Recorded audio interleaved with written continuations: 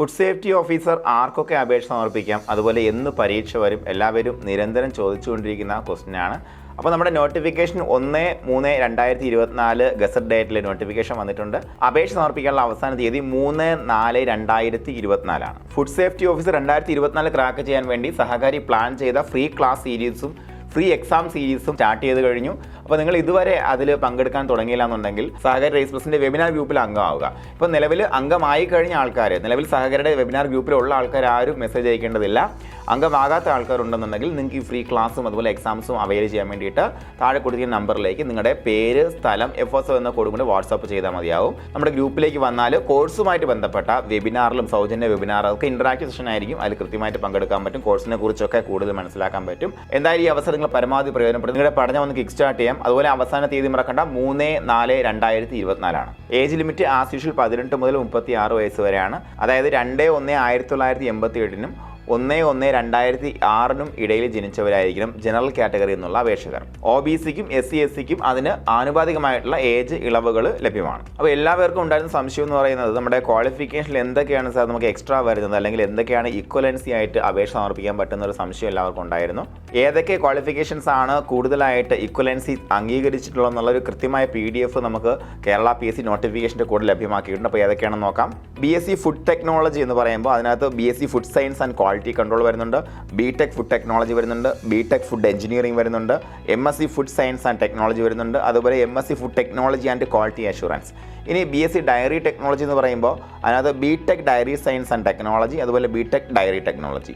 ഇനി BSc biotechnology എന്ന് പറയുമ്പോൾ BSc ബോട്ടണി ആൻഡ് ബയോടെക്നോളജി, അതിനകത്ത് ഡബിൾ മെയിൻ, അതുപോലെ BSc ബോട്ടണി ആൻഡ് ബയോടെക്നോളജി, അതുപോലെ BE bachelor of engineering biotechnology, അതുപോലെ bachelor of science in applied sciences botany and biotechnology double main വരുന്നുണ്ട്. അതുപോലെ MSc biotechnology, MTech biotechnology and biochemical engineering, അതുപോലെ BSc or MSc integrated biotechnology വരുന്നുണ്ട്. അടുത്തൊന്ന് agriculture science BSc ആണ്. അതിനകത്ത് BSc horticulture, അതുപോലെ BSc agriculture, BSc owners agriculture, അതുപോലെ MSc agriculture. ഇനി വരുന്നത് BSc ബയോകെമിസ്ട്രി ആണ്. അതിൽ BSc ഇൻഡസ്ട്രിയൽ മൈക്രോബയോളജി വരുന്നുണ്ട്, MSc ബയോകെമിസ്ട്രി വരുന്നുണ്ട്, MSc medical biochemistry, MFSc aquaculture. ഇനി MSc കെമിസ്ട്രിയിൽ MSc അനലിറ്റിക്കൽ കെമിസ്ട്രി, അതുപോലെ MSc അപ്ലൈഡ് കെമിസ്ട്രിയും നമുക്ക് ഈക്വലൻസി ആയിട്ട് വരുന്നുണ്ട്.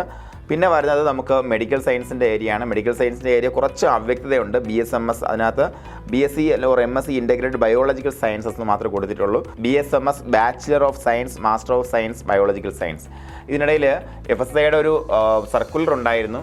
അതായത് നമുക്ക് ആയുഷിൻ്റെ കീഴിൽ വരുന്ന ഉദ്യോഗാർത്ഥികർക്ക് ഈ പരീക്ഷയ്ക്ക് അവർ യോഗ്യരല്ല എന്ന രീതിയിൽ സർക്കുലർ ഇടയ്ക്ക് വന്നിട്ടുണ്ട്. അപ്പോൾ അതിനെക്കുറിച്ചൊന്ന് എടുത്തു പറയുകയാണെന്നുണ്ടെങ്കിൽ ഇവിടെ നമുക്ക് ശരിക്കും പറഞ്ഞാൽ ഏതൊക്കെ ഡിഗ്രി ആണെന്നുള്ള കാര്യം അവർ വ്യക്തമാക്കിയിട്ടില്ല.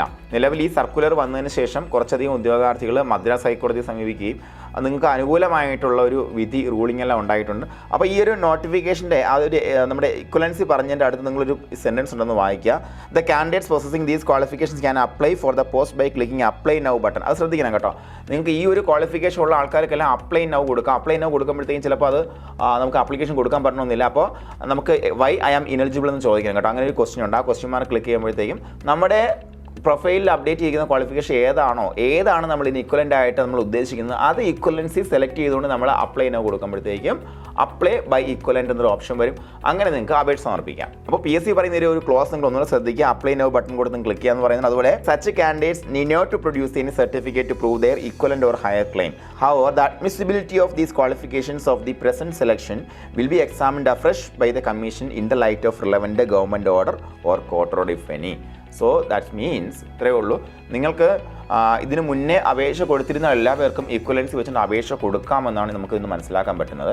അപ്പോൾ നമുക്ക് ഇക്വലൻസി വാങ്ങേണ്ടുന്ന കാര്യങ്ങളുണ്ടെന്നുണ്ടെങ്കിൽ നിങ്ങൾ അതിന് ഫർദറായിട്ടുള്ള നടപടിയായിട്ട് മുന്നോട്ട് പോവുക. പലർക്കും ഇതിനകത്ത് സംശയം ഉണ്ടാവും. നമ്മുടെ ക്വാളിഫിക്കേഷൻ അത് മെൻഷൻ ചെയ്തിട്ടില്ല. പലപ്പോഴും നമ്മുടെ ഉത്തരവാദിത്തമാണ് ഇക്വലൻസി ഹാജരാക്കുക എന്നുള്ളത് കേട്ടോ. അപ്പോൾ നിങ്ങൾക്ക് ഇക്വലൻസി വെച്ചിട്ട് അപേക്ഷ സമർപ്പിക്കാം. പക്ഷേ ഈ പറഞ്ഞ ക്വാളിഫിക്കേഷനിലൂടെ ഇക്വലൻ്റ് ആണ് നമ്മുടെ കോഴ്സ് എന്ന് തെളിയിക്കേണ്ട ഉത്തരവാദിത്തം നമുക്കായിട്ട് വരും. അപ്പോൾ അതുമായിട്ട് ബന്ധപ്പെട്ട് നമുക്കൊരു ഇക്വലൻസിക്ക് ഇല്ല എന്നുണ്ടെങ്കിൽ ഒന്നുകിൽ നമുക്ക് കോർട്ടിൽ മൂവ് ചെയ്യുകയോ അല്ലാന്നുണ്ടെങ്കിൽ നമുക്ക് ഗവൺമെൻറ് സമീപിക്കുകയോ ചെയ്ത് കഴിഞ്ഞാൽ നമുക്ക് ഇക്വലൻസ് സർട്ടിഫിക്കറ്റ് കിട്ടുന്നതാണ്.